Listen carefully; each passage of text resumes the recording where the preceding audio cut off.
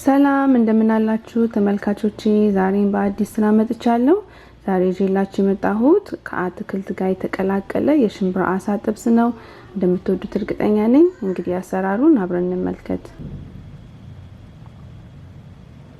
ያው ለስራው የሚያስፈልጉኝ ነገሮች እዚህ ጋር አዘጋጅቻለሁ። እንግዲህ ወደ ስራው ሲሄድ የነጭ ሽንኩርት ፓውደር፣ ቁንደ በርበሬ እና ስጋ መጥበሻ አብሬ ደባልቅና የሽንብራ ዱቄት ውስጥ ጨምራለሁ። የሽንብራ ዱቄት ደግሞ ያዘጋጀሁት 2 ኩባያ ነው። ከዛ በመቀጠል 1 ሾርባ ማንኪያ በርበሬ አርጌ በደንብ አደባልቀዋለሁ። ከዛ በመቀጠል አትክልቱን ማዘጋጀት ጀምራለሁ። በካሮት ነው የጀመርኩት። ካሮቱን ሽሬድ አደርጋለሁ። ሽሬድ ማድረግ የማይፈልግ ሰው በትንሹ አድርጎ መክተፍ ይቻላል። ከዛም ደግሞ ዙኩኒ፣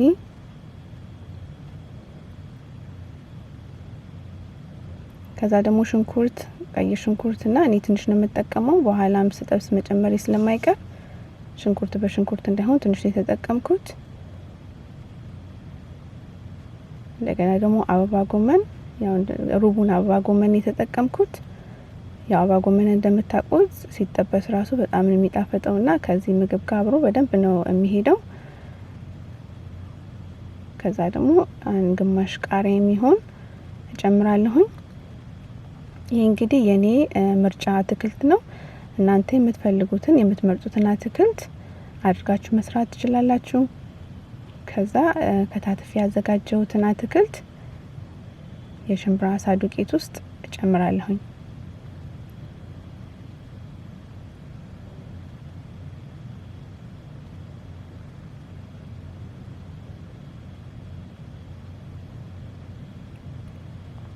ከዛ 1 የሻይ ማንኪያ ጨው ጨምረና በ1 ኩባያ ውሃ ደባልቀዋለሁ።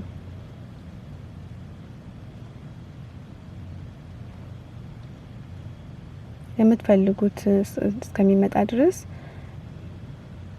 ውሃ እየጨመራችሁ ካነሳችሁም ትንሽ መጨመር ትችላላችሁ። እኔ የምፈልገው ሆኗል። ቀጠን ሲል ነው ጥሩ የሚሆነው። ሲወፍር ዳቦ ነው የሚለውና ሲቀጥን ግን ቆንጆ ነው የሚሆነው፣ ክሪስፒ ነው የሚሆነው። እና እንደዚህ አድርጋችሁ ሁሉንም አንድ ባንድ መጥበስ ትችላላችሁ። ደግሞ በሌላ አማራጭም አለኝ፣ እሱን ነግራችኋለሁ። ከዛ እንደዚህ ተጠብሶ ከጨረሳችሁ በኋላ ፔፐር ታውል ላይ ብታደርጉት ይመረጣል፣ ዘይቱን እንዲመጣው። ከዛ ደግሞ ሌላ አማራጭ እንደዚህ ትንሽ እያደረጋችሁ መጥበስ ካልፈለጋችሁ እንደዚህ አድርጋችሁ እንደ ቂጣ ደረቅ አርጋችሁ ጠብሳችሁ በኋላ በቢላ መቆራረጥ ትችላላችሁ። እንግዲህ አሁን ጠብሼ ያዘጋጅቻለሁ ሁሉንም። ተለቅ ያለውን ለ2 ለ3 ቦታ እየቆራረጥኩኝ፣ አነስ ያለውን ግን እንደዛው እንዳለ እተወዋለሁ።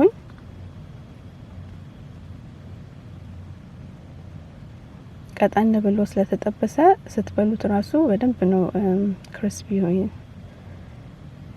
ሆኖ የሚጣፍጠው። ከዛ ደግሞ ሁሉንም ለመቀላቀል የሚያስፈልጉኝ ነገሮች እነዚህ ናቸው። ትንሽ ዘይት፣ ከዛ በነጭ ሽንኩርት ነው የምጀምረው። ከዛ ነጭ ሽንኩርቱን ትንሽ እንደዚህ ከጠበስኩት በኋላ ባለፈው ያዘጋጀሁት የቲማቲም ሳልሳ አለ፣ ሩብ የሚሆነውን እጠቀማለሁኝ። ማለት 1-2 ቲማቲም የሚሆነው ማለት ነው።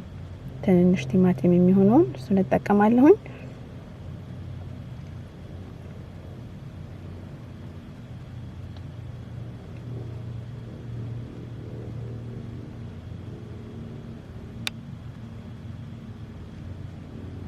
ከዛ በመቀጠል ትንሽ ጨው አድርግና ያው ቅድምም ጨው ስለጨመርኩኝ በጣም ትንሽ ጨው ነው እዚህ ላይ የማደርገው። ከዛ ከትፍ ያዘጋጀሁትን የሽንብራ አሳ እጨምራለሁ። ያው ቲማቲም ያደረኩት ለምንድነው በጣም ክሪስፒ ስለሆነ ትንሽ ረጠብ እንዲያደርግ ነው እንጂ በጣም ክሪስፒ እንዲሆን ከፈለጋችሁ ፍሬሽ ቶሜቶንም ከትፋችሁ መጨመር ትችላላችሁ። ከዛ በቃ ሽንኩርቱን 1 ሽንኩርት የሚሆን አዘጋጅቻለሁ። እና በዛ ላይ ቃሪያና የፈረንጅ ቃሪያዎች የተለያዩ ከለር ያላቸውን ጨምሬ እንደዚህ እደባልቀዋለሁ።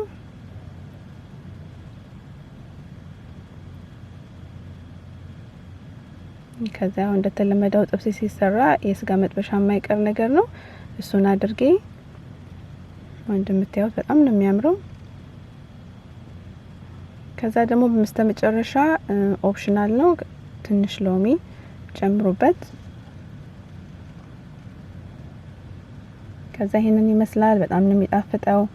ለጾም ብቻ መበላት የለበትም እና በማንኛውም ጊዜ ልበሉት ትችላላችሁ። እና ደግሞ ብዙ ቬጂቴብል ውስጥ አለውና ለሰውነታችን ብዙ ጠቃሚ ነገሮች አሉት። እንደዚህ ሰርታችሁ ብትበሉ በጣም ነው ደስ የሚለኝ። ጊዜያችሁን ሰጣችሁኝ አብራችሁኝ ስለቆያችሁ በጣም ነው የማመሰግነው። በሌላ ስራ እስከምንገናኝ በሰላም ቆዩልኝ።